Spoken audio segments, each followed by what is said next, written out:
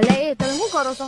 તમે કોઈ વાત ઓબળી કાઢી ની એની જોડે તો જોરદાર થઈ ગયું. એ પાછું આ મેટાડોર આવ્યું ખબર નહીં આ નવું હું ગોરું ગાલ્યું હે અલી હું થયું સકાળીને જોરદાર એ તો કેમ મને પણ એટલે તમને ખબર નહીં થોડા દિવસ પહેલા એ કાળી છોકરીની રિંગ સંભળી હતી તે મસા ને દોડધામાં બીમાર પડી જઈશ તે છે ને હોસ્પિટલમાં ગોખરુના બાટલા ચડે છે બોલો.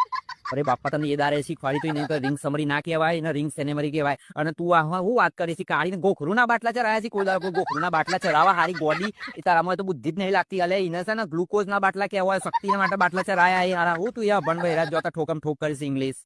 અલ્યા હા વળી એ જ આ ગોખરુના ગ્લુકોઝ બધું એક જ કહેવાય. તમે આ બધી પંચાયત મૂકો અને ફટાફટ હેડવે ની ખબર પૂછવા. હારું હેડ ને બાપા એ કાઢીને ખબર કાઢતા છે પણ હું કહું છું ને રસ્તામાં જતો છે ને થોડો જ્યુસ ને એવું બધું લેતા જઈએ થોડો ફ્રૂટ ને એવું બધું લેતા જઈએ એટલે કાઢી છે ને ફટાફટ હરતી થઈ જાય. ઓમ હેડો સોના મોના જે તે હું બીમાર પડી હતી થોડા દિવસ પહેલા તો તમે ખોર ફાકવાન કહેતા હતા અને હવે કાળી બીમાર પડી છે તમારે હેના ફ્રૂટ ઓબળી આવે છે સીધા રહી જજો મજા ન કરતા તમે બીમાર થઈ જાવ જોડે જોડે. એ ભગવાન મારા બૈરાન શું કરવાનું અલે બાપા એવું નહીં યાર હું તો ખાલી એમ જ કહું છું કે જલ્દી હારી થઈ જાય એટલા માટે કહું છું. મને બધી ખબર પડે છે તમારી પણ કોઈ ફ્રૂટ બૂટ લાવવાની જરૂર નહીં તમારે આવવાની જરૂર નહીં સોના મોના ઘરે પડ્યા ને હું મારા જાતે જ ખબર પૂછી આવી.